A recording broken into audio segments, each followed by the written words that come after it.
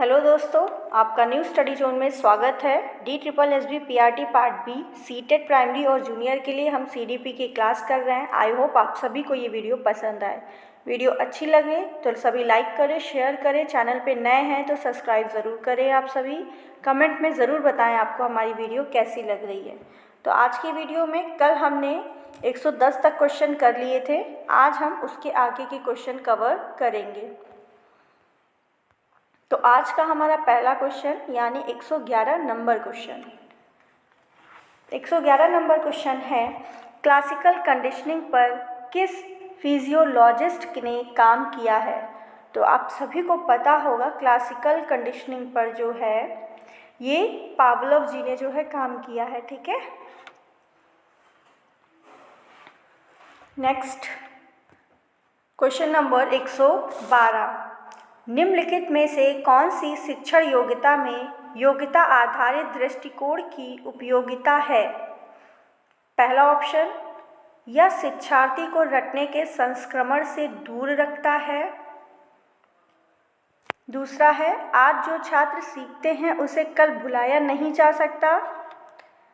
तीसरा है, दक्षताओं के आकलन सीधे सीखने के उद्देश्यों से जुड़ा हुआ है। तो कौन से कथन सही हैं ये आपसे पूछा जा रहा है। ठीक है, तो यहाँ पर तीनों कंडीशंस आपकी सही हैं। ठीक है, शिक्षण अधिगम प्रक्रिया में योग्यता आधारित दृष्टिकोण द्वारा शिक्षार्थी रट्टा मारने से दूर रहता है। तो कह रहा शिक्षार्थी को रटने के संस्मरण से दूर रखा जाता है, बिल्कुल सही है। और दूसरा, शिक्षार्थी जो भी आज याद करता है वह अगले दिन नहीं भूलता है, ये कह रहे कल भुलाया नहीं जा सकता, बिल्कुल सही है। और दक्षताओं का आकलन सीधे सीखने के उद्देश्य से जुड़ा हुआ होता है। ठीक है, तो आपके ये तीनों कथन सही है, यानी हमारा ऑप्शन आपका राइट होगा, ऑप्शन सी। कौन सा राइट होगा? सी, क्योंकि कथन हमारे तीनों सत्य हैं। नेक्स्ट,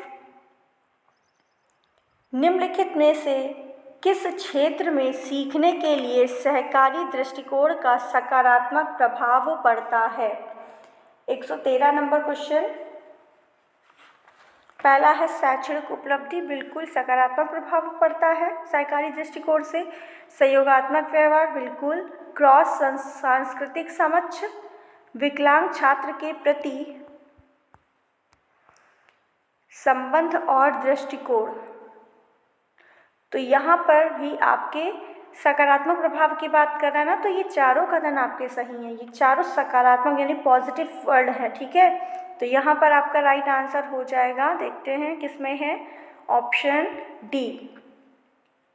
कौन सा राइट होगा? Option D, first, second, third and fourth. सामाजिक कौशल, सामूहिक प्रसंस्करण, व्यक्तिगत जिम्मेदारी, आमने सामने बातचीत को बढ़ावा देता है, सकारात्मक अंत निर्भरता।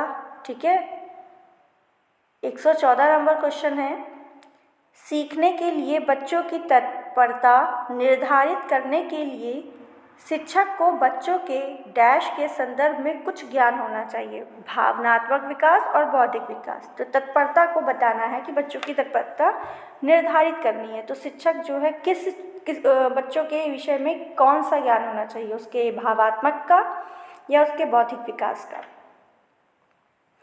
तो यहाँ पर दोनों ही चीज़ों का ज्ञान होना चाहिए शिक्षक को, तभी वो बच्चों की तत्परता, जब उसे यही नहीं पता होगा बच्चे का बौद्धिक विकास कैसा है, बच्चे का भावनात्मक विकास कैसा है, तो वो बच्चों को तत्परता उसकी निर्धारित नहीं कर सकता।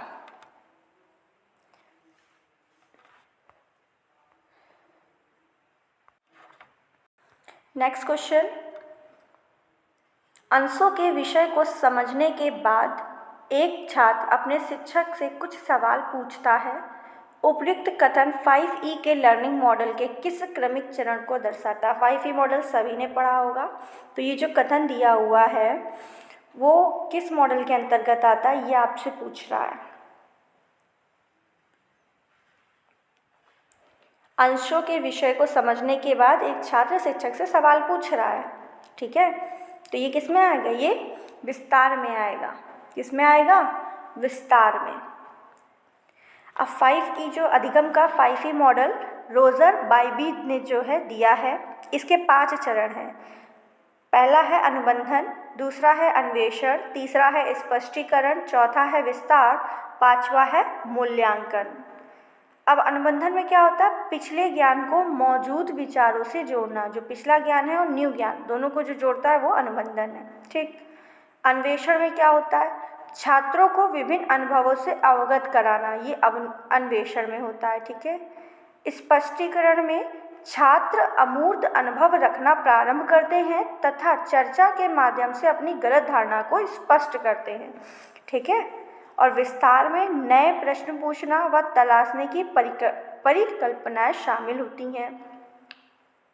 मूल्यांकन में सतत निदान प्रक्रिया जो शिक्षक व छात्रों के बीच अवधारणाओं और ज्ञान की समझ को निर्धारित करने की अनुमति देता है। ये आपके 5E मॉडल हैं, रोजर बाइबी ने दिए हैं। ठीक है।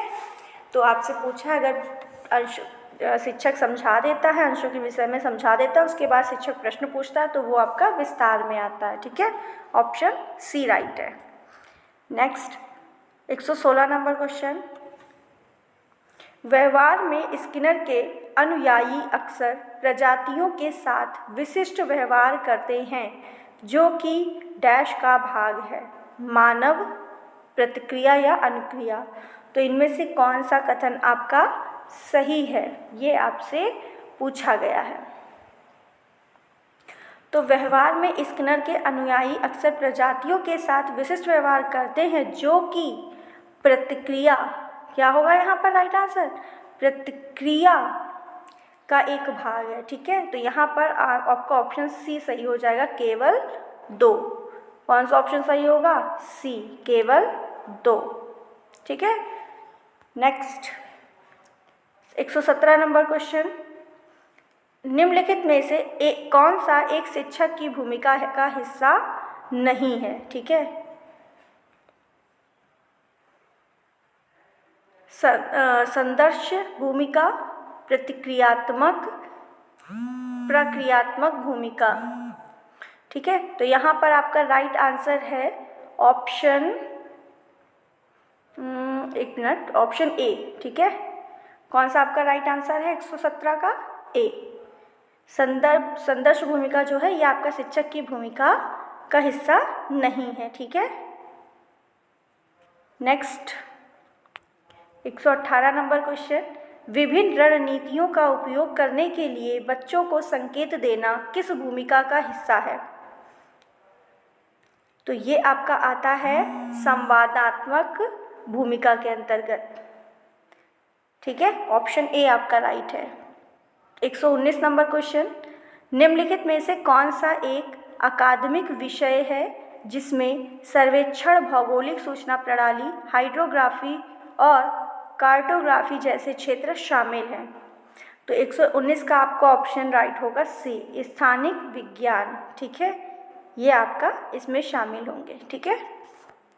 एंड आज का लास्ट क्वेश्चन, निम्नलिखित में से कौन सा रचनात्मक सोच का चरण है, स्पष्टीकरण, मूल्यांकन, तैयारी, संशोधन। तो ये आपके सारे जो है 5 चरण है टोटल रचनात्मक सोच के। ठीक है। स्पष्टीकरण, मूल्यांकन, तैयारी, संशोधन और समाधान। तो यहाँ पर आपका राइट होगा आंसर ऑप्शन सी, चारों की रचनात्मक सोच के चरण है। ठीक है। आई होप आप सभी को ये वीडियो पसंद आई हो। वीडियो अच्छी लगी है तो सभी लाइक करें, शेयर करें। चैनल पे नए हैं तो सब्सक्राइब ज़रूर करें, बेल आइकन को प्रेस करें ताकि आपको हमारी वीडियो मिलती रहे। Thank you.